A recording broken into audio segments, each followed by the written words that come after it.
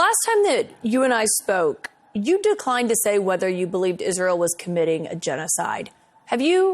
Are you prepared to do so now? That is a media question that is asked all the time, and it but generates... people care about that question. No. Look, no, what people care about is stopping Netanyahu from the massive destruction that he is bringing forth in Gaza right now. As you know, the International Court of Justice is looking at that issue. What constitutes genocide? Is it the killing of 6 million Jews in World War II? Is it 2 million Cambodians being killed by Pol Pot?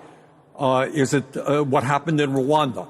I'll let the International Court of Justice determine that. What I will tell you, though, what is going on now is horrific, it is unacceptable, and we have got to use all of our leverage to stop it. Okay, so you're not prepared to call it a genocide yet? I think it's a good step forward. I think we've got to do even more.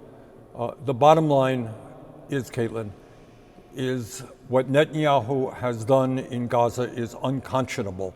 I mean, we're talking about 35,000 Palestinians killed, 77,000 wounded, 70% of whom are women and children, over 5% of the population killed or wounded. We're talking about the destruction of 60% of the housing.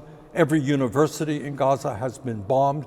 There is virtually no clean water. Raw sewage is running all over the streets. And right now, according to humanitarian organizations, we're looking at the possibility of massive famine and starvation, hundreds of thousands of kids starving to death. In my view, Netanyahu should not have gotten a nickel so long as he continued this incredibly destructive war. I'm glad to see that the president is beginning to move in that direction. I hope the president understands what we all understand. Israel had a right to defend itself against the horrific Hamas attack, killing 1,200 people. But you don't have the right to go to war against the entire Palestinian people and bring about unprecedented damage and destruction and death. And America should not be complicit in what is going on there right now.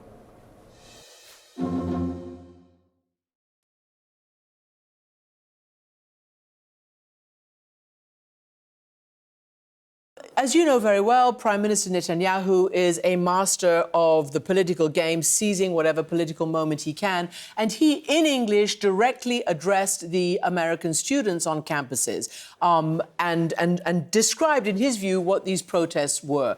I'm going to play that for a moment so you can listen. What's happening on America's college campuses is horrific. Anti-Semitic mobs have taken over leading universities. They call for the annihilation of Israel. They attack Jewish students. They attack Jewish faculty. This is reminiscent of what happened in German universities in the 1930s. Senator, you've probably seen some others say the same thing, even in the media, hearkening back to the 1930s Europe. I wonder whether you think that's an accurate description of what is happening on American campuses. Well, I think, look, I am Jewish. My family was slaughtered by Hitler. I am very sensitive to anti-Semitism, as I hope all Americans are. And we've got to make sure that there is no anti-Semitism, not only on college campuses, but all over this country. But what Netanyahu is doing, and you're right, he is a very crafty politician. If the whole world, Christian, is condemning your war policies, which have now killed or injured 5% of the people in Palestine, have destroyed the infrastructure. The whole world will say, what are you doing? What he has done is deflect attention, and the American media, by and large, has fallen for it to say any protest against Israel, it's anti-Semitic.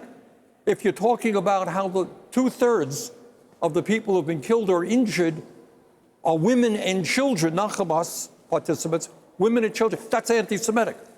If you're talking about 70% of the housing damaged, that's anti-Semitic. If you're talking about how the United Nations and humanitarian organizations are worried about famine, children right now, today, in Gaza, are dying of malnutrition. If you talk about that, you're anti-Semitic. Well, I think the American people are not going to fall for that. Netanyahu is insulting the intelligence of the American people. He has got to be held accountable for the actions of his right-wing extremists and, by the way, racist government. And charging or claiming that everybody who was critical of him is anti-Semitic is really quite disgraceful. What do you think now is going to happen to Biden and his campaign? Well, in terms of his campaign, you know, I am thinking back, and other people are making this reference, that this may be Biden's Vietnam.